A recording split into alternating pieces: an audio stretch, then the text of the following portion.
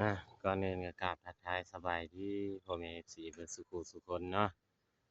มื้อนี้เบาพรก็ออกมาเฮ็ดเวียกคือเก่าพ่อแม่พี่น้องเอ้ยมาต่อท่อน้ำแล้วมื้อนี้เนาะถือว่าโอเคแล้วบัดนี้ชีวิตประจำวันก็แบบนี้แหละเนาะพ่อแม่พี่น้องเนาะมื้อนี้ก็มากับ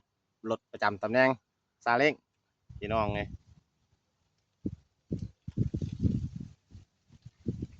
ออกมาต่อซ้ำให้มันแล้วเนาะก็ตอนนี้เบาพรก็ต่อแล้วเนาะเนี่ยเนาะ ส่งเครื่องมืออุปกรณ์ต่างๆอยู่กระสอบอยู่ถุงพายเหลืองเนี่ยเนาะก็ถือว่าแล้วพ่อแม่พี่น้องเลยครับเหมาราคา800,000กีบเฮ็ด2 มื้อแล้วเนี่ยเนาะไปบ่าวพรสิพาไปเบิ่งพี่น้องบ่าวพรสิพาไปเบิ่งเป็นจังไดว่ามันกว้างมันอันนั้นส่ำใดนะเนาะพ่อแม่พี่น้องเนาะแม่นหมดเลยเดินตั้งแต่พุ่นแหละเลาะหัวพุ่นแหละพี่น้องเดินตั้งแต่เลาะหัวพุ่นแม่นหมดเลยจำนวนนี้ เนี่ยเนาะไปบ่าวพรพาเลาะเบิกเนาะ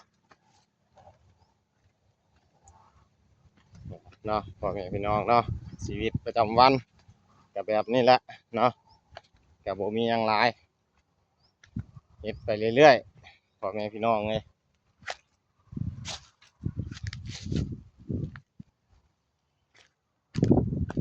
ตัวนี้มันก็บ่อยากพุ่งกระเซ็นจังไดมันโอ้ยแหงมือกันนี่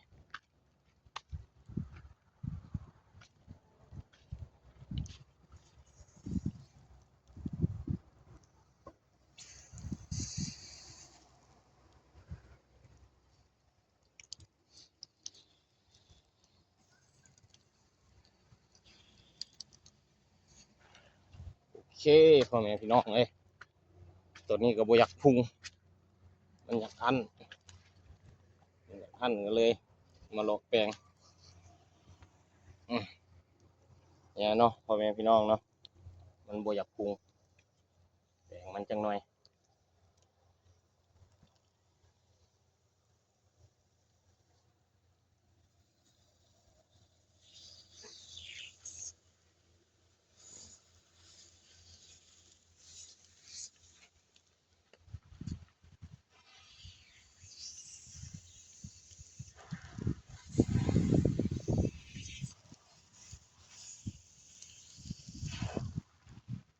โอเคบัดนี้พ่อแม่พี่น้องเลยพุงแหงโอ้ยืนอยู่พี่กันยังฮอดอยู่เนี่ยเนาะพ่อแม่พี่น้องนะ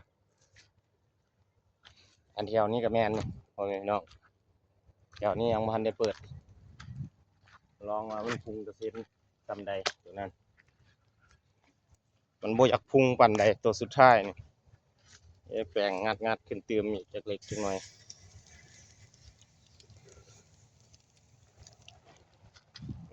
โอเคละสำนั้นแหละแบบนี้เนาะพ่อแม่พี่น้องเนาะเฮ็ดเวียกเฮ็ดงานทางบ้านก็ได้ไปบ่าวพรสิพาเปิดโซนตัวนี้พี่น้องบ้านนี้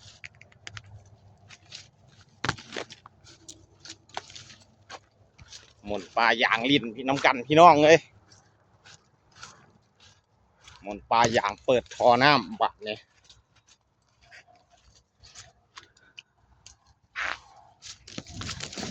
เนี่ยเนาะบ่าวพรต่อมาต่อซ้ำ2 อันพี่น้องเลยเนี่ย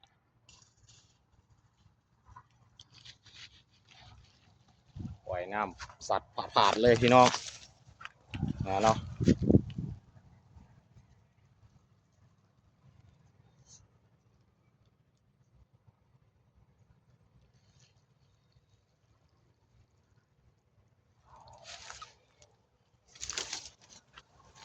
แต่ว่าเขาเปิดวาล์วตัวใดตัวหนึ่งแล้วเขาก็ปิดวาล์วตัวใดตัวหนึ่งไว้พี่น้องน้ำมันต้องให้แห้งออกมาปิดวาล์วตัวนี้ไว้ก่อนพี่น้องเลย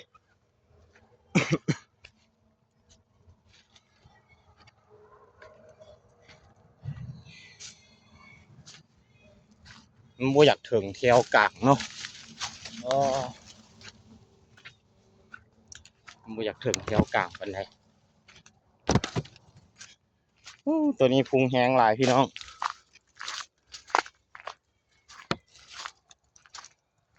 น้ำกระเซ็นคักขนาดพี่น้องเลยนะเนาะใส่หัวสปริงเกอร์บาวพรมาเฮ็ดตัวนั้นบ่ปินพี่น้อง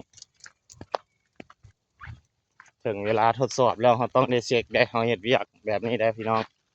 ว่ามันผ่านหรือบ่ผ่านเนาะ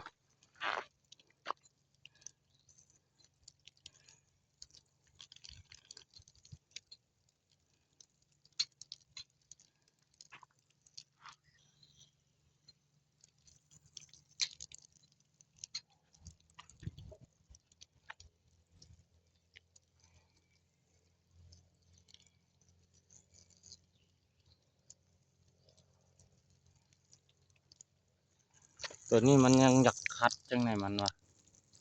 ตัวนี้แห้งน้ำบ่ถึง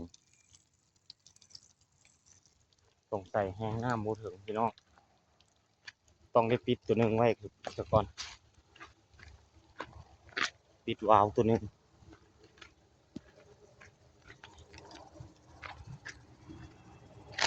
ปิดวาล์วตัวหนึ่งไว้ก่อนพี่น้องเลยมันบ่อยากถึงปานใดเนาะ คือว่าแล้วเนาะพี่น้องเนาะมันแห้งใดมันก็ซ้ำนั่นเนาะปิดวาล์วตัวหนึ่งไว้จะเบิ่งว่ามันพุงแห้งบ่นะพี่น้องเนาะ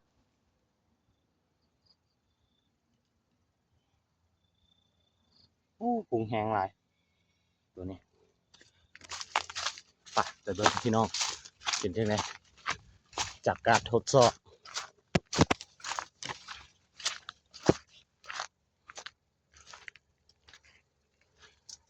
ตัวนั้นตั้งบ่ได้พี่น้องเลย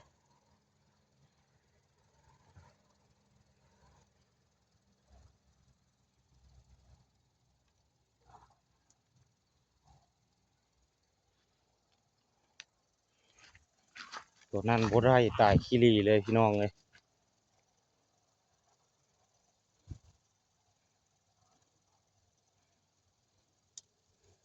ตัวสุดท้ายพุ่นแหละพี่น้องมันบ่นั่นเดี๋ยวว่าน้ำมันบ่กระเซ็นสงสัยพอตัดบ่จ้าพี่น้องไงที่ได้ไปหั่นหัวตัวนั่นมาถ่ายมันบ่พี่น้องเลย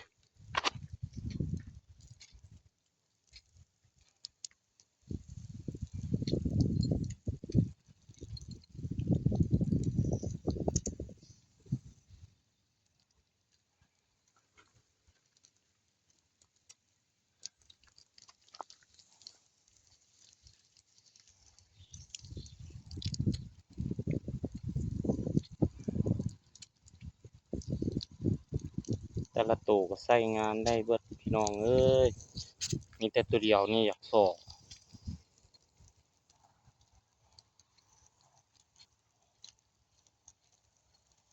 มีแต่ไปเอาหัวสปริงเกอร์มาเปลี่ยนพี่น้องเลยตัวนี้มันบ่น้ำมันบ่กระเซ็น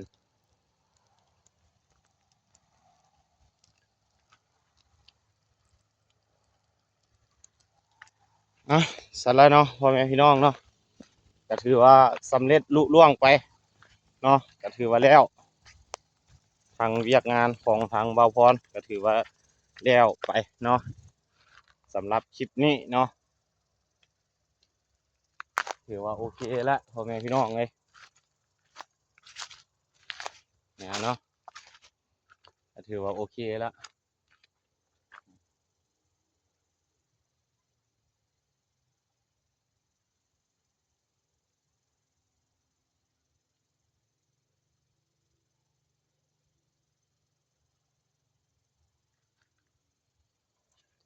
เสร็จแล้วเนาะก็สิได้จบคลิปแต่เท่านี้เนาะพ่อแม่พี่น้องเนาะจังใดก็ฝากกดไลค์กดติดตามทางเบาพรคือเก่าเนาะพ่อแม่พี่น้องเนาะฝาก กดไลค์เพื่อเป็นกำลังใจให้กับเบาพรเด้อเบิดสุขุสุขคนเนาะทางเบาพรก็สิได้จบคลิปตั้งแต่เท่านี้เนาะพ่อแม่พี่น้องเนาะเพราะว่าหัวสปริงเกอร์มันก็ตัวใช้งานดีตัวใช้งานบ่ดีก็มีเนาะพ่อแม่พี่น้องเนาะแล้วบัดนี้ก็เบาพรก็สิได้เอาหัวสปริงเกอร์มาถ่ายตัวนั้นนะสั่นแล้วเนาะปิดท้ายนี่ก็ขอให้พ่อแม่ FC เบิดสุขุสุขคนเนาะจงมีสุขภาพแข็งแรงความเจ็บจะได้ความไข้จะได้มี ปรารถนาสิ่งใดก็ขอให้สมความมุ่งมั่นปรารถนาทุกประการเด้อพ่อแม่ FC เบิดสุขุสุขคนเนาะบายพี่น้อง